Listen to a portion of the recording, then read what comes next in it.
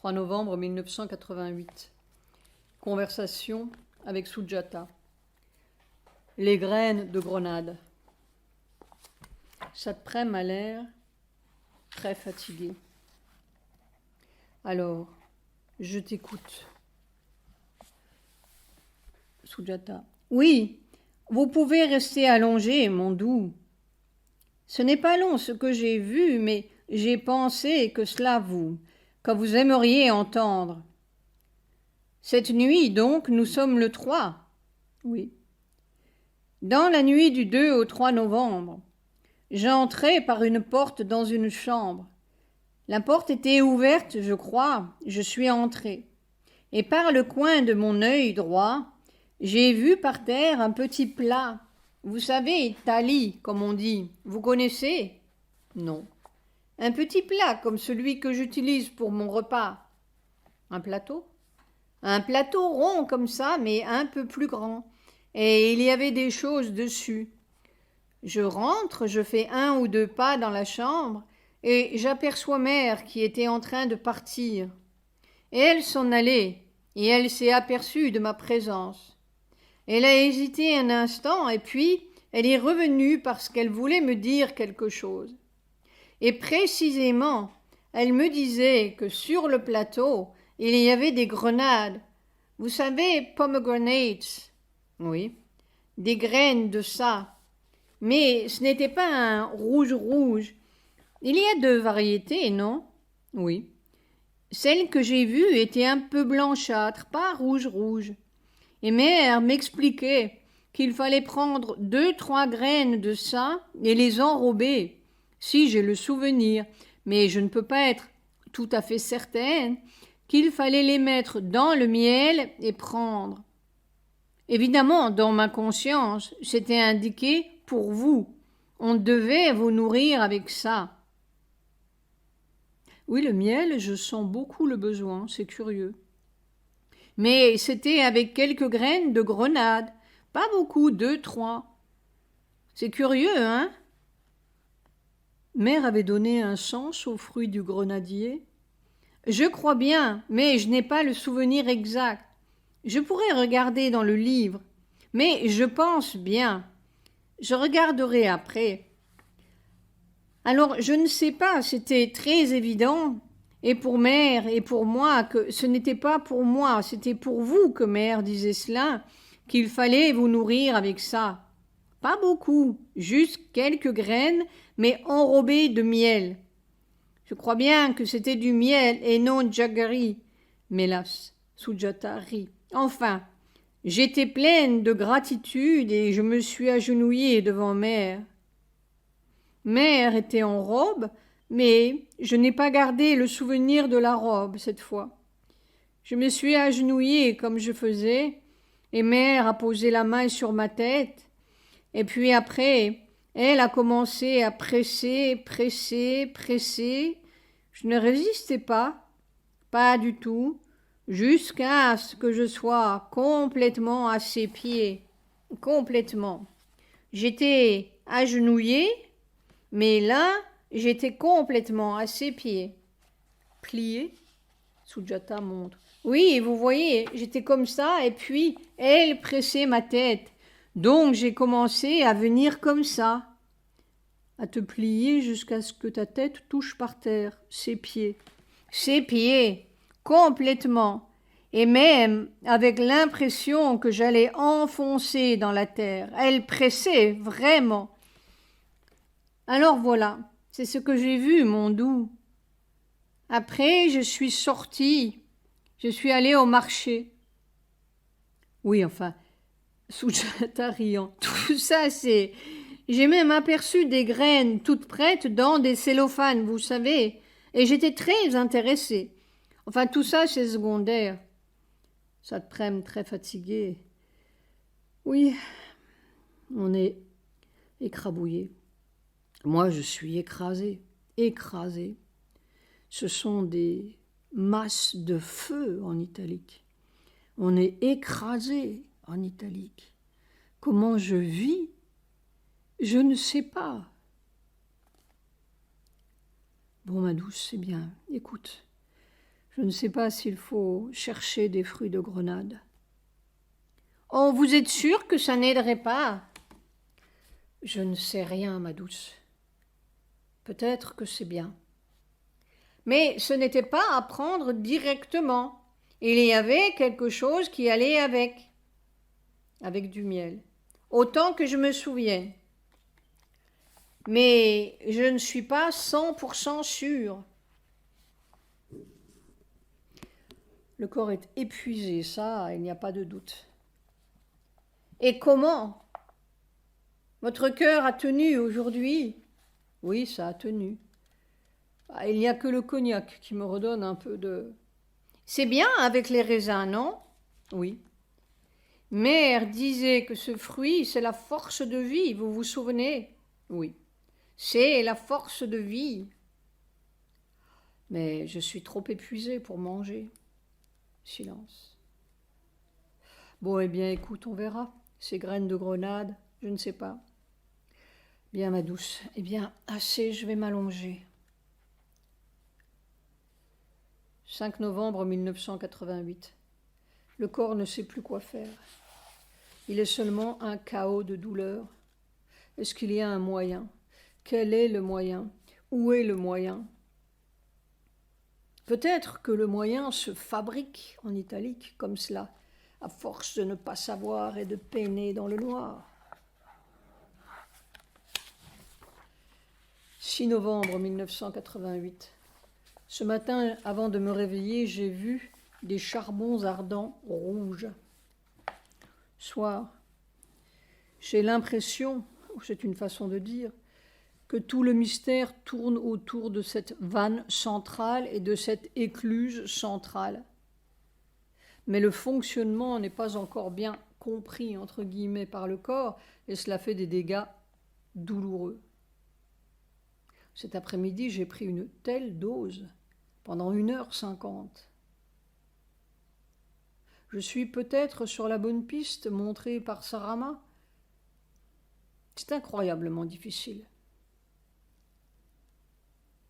Conversation avec Sujata. Le carnage des buffles. Oui, j'ai vu quelque chose cette nuit, mais ce n'est pas tellement intéressant. Mais comme c'est la 2e fois que cela se produit, je te le dis. Ça a l'air d'être une même chose qui se répète. Si ça se répète, si un rêve ou une vision se répète, cela veut dire quelque chose aussi. Je n'ai pas gardé le souvenir du début de ce que j'ai vu parce que j'étais tellement écœurée ou dégoûtée que je me suis retournée dans mon lit, alors ça a effacé tout le début. Mais la suite, ça continuait, n'est-ce pas? Je me suis retournée de l'autre côté et la vision a continué. Seulement le début a été effacé parce que je me suis retournée. Je me suis retournée comme quand on est dégoûté ou écœuré et que ça suffit, quoi.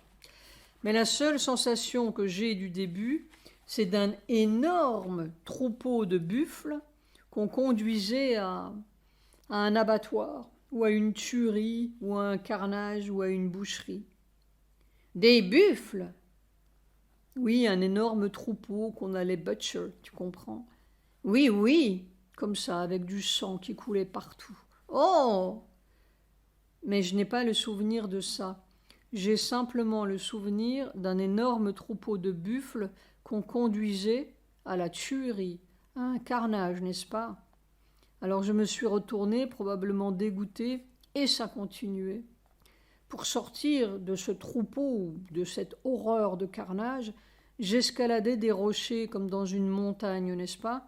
Je me suis vue grimper ces rochers, c'était comme dans une montagne. Et puis je voyais ces troupeaux qui montaient. Oh, derrière vous? Derrière moi, oui, qui montaient.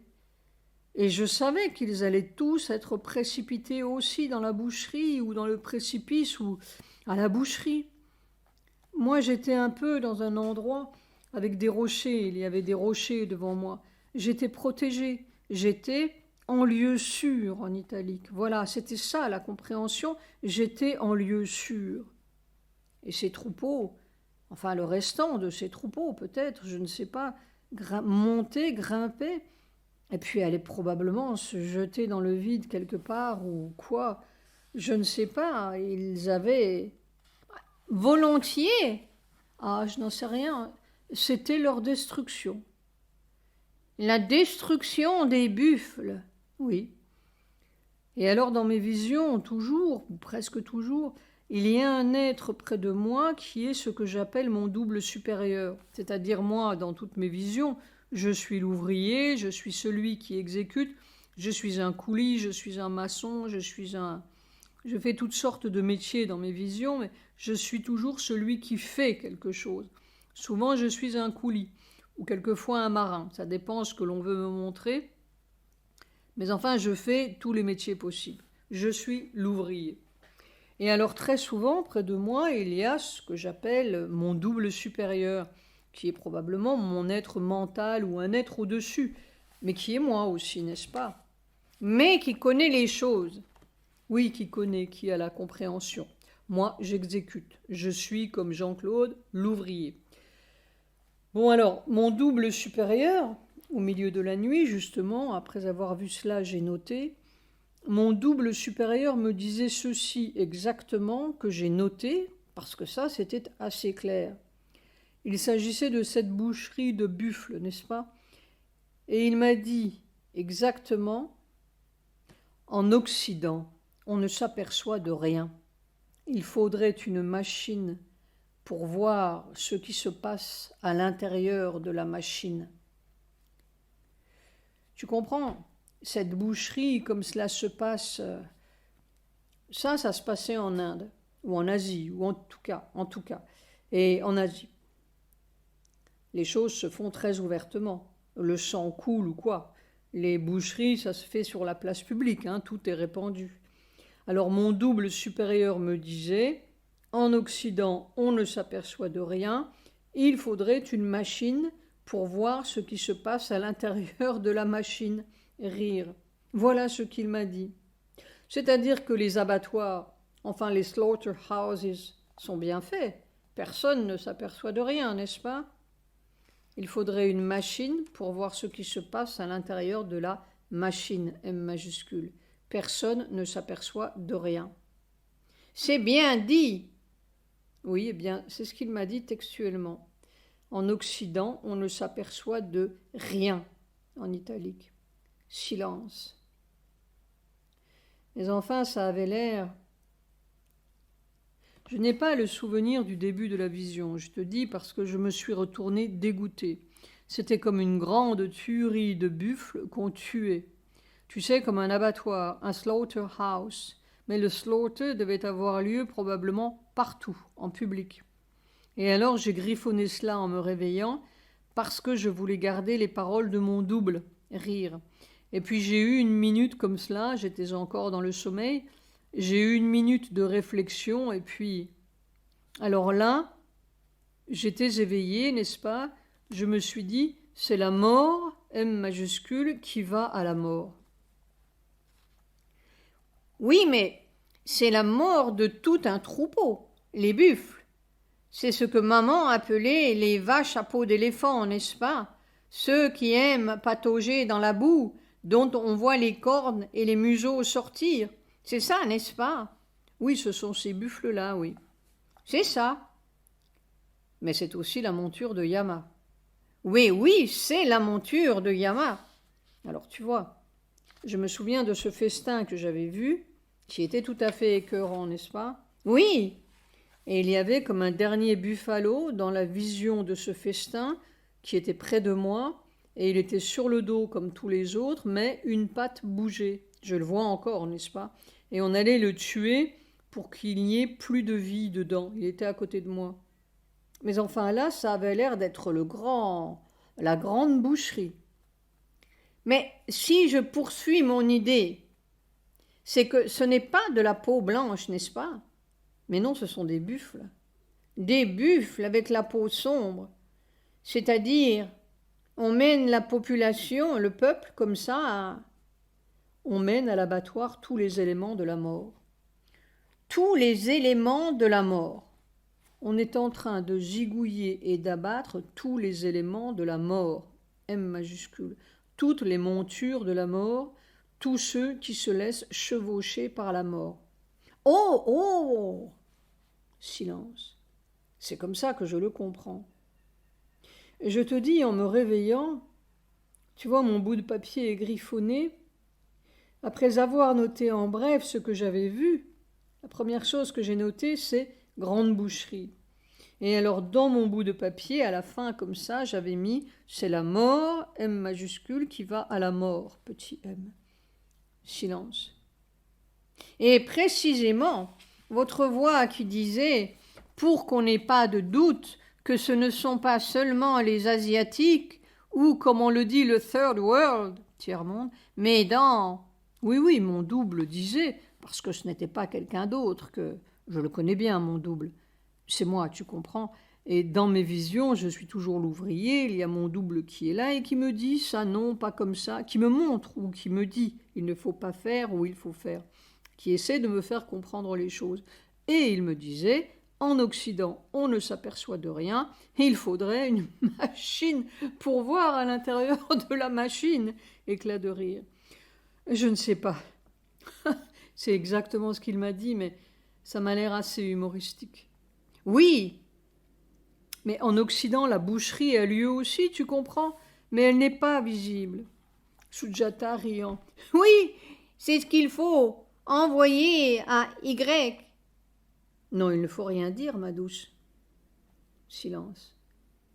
C'est la seconde fois que vous voyez cela. Eh bien oui. La première fois, c'était cet énorme festin de buffalos. Ils étaient tous sur le dos, les pattes en l'air, morts, cuits. Et il y a quelqu'un, un serviteur, qui passait pour mettre de la sauce dessus, éclatant de rire.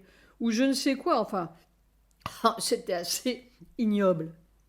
Mais j'étais en lieu sûr, c'est évident, j'étais dans un lieu sûr. J'étais dans cette montagne avec ses rochers, n'est-ce pas? Il n'y avait que des rochers, il n'y avait pas de verdure, rien du tout, que des rochers.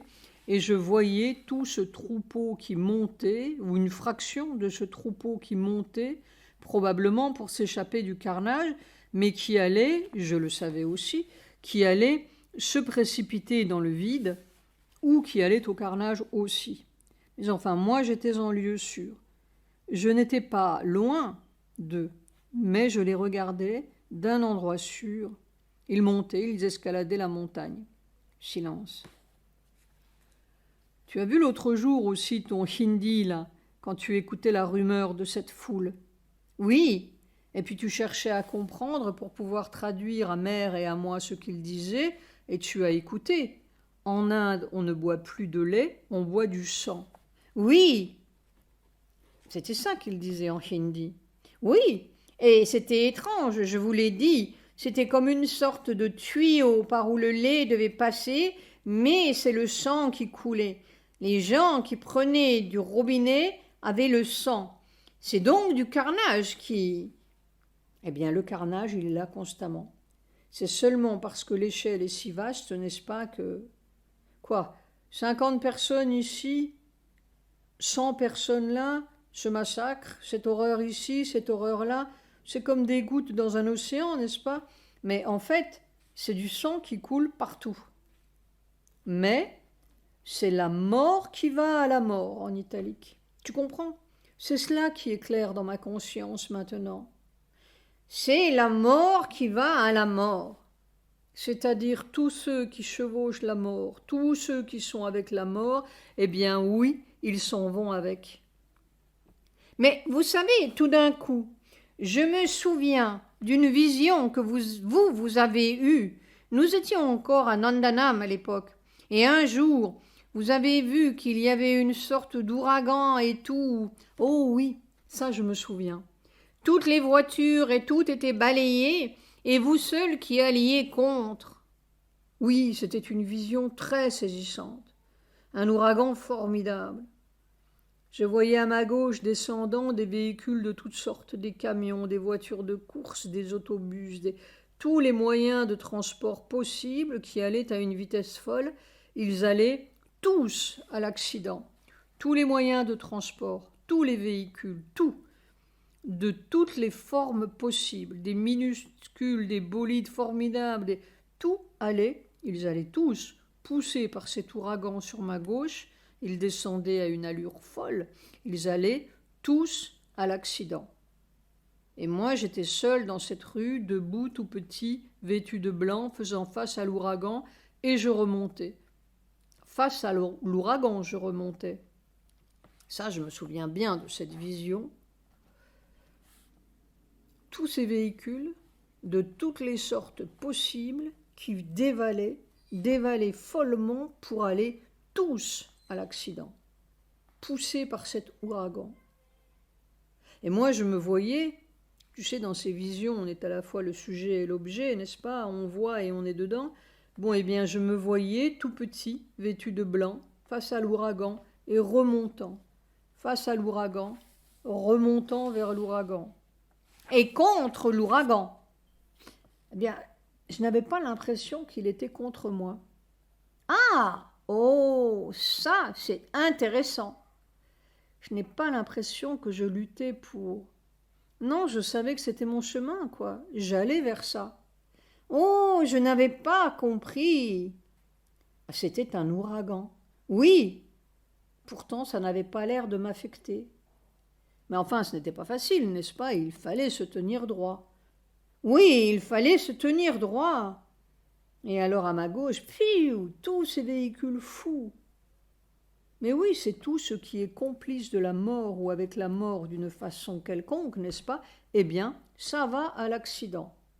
Tous les transports de la mort, tous les transports de la mort, M majuscule, oui. Et ils transportent tous la mort, n'est-ce pas? Toutes leurs institutions, leurs idées, tout leur système, tout leur genre de force, n'est-ce pas? Tout le genre de force qu'ils utilisent ou dont ils sont le pantin, n'est-ce pas? Tout ça, ça va avec la mort, c'est la mort. Et eux ne comprennent pas à quelle vitesse ils vont vers l'accident et la mort. Ils ne comprennent pas ça du tout. Eh bien, ma douce, ça prend du temps. Cette vision, je l'ai eue il y a 15 ans ou quoi? 14 ans? Oui, je me souviens, nous étions encore à Nandanam. C'était en 75 peut-être. Peut-être 75, oui. Eh bien, il y a 12 ou 13 ans de cela. Alors? Tu comprends, ils ne s'en aperçoivent pas parce que c'est la mort à petite dose, si j'ose dire. C'est très inéluctable, mais le scénario se déroule implacablement, mais suffisamment lentement. Hélas. Enfin, hélas, je n'en sais rien, parce que s'il se déroulait brusquement, ce serait peut-être un peu trop radical. Sujata riant. Comme on dit en anglais, vous savez, votre mouvement me l'a rappelé.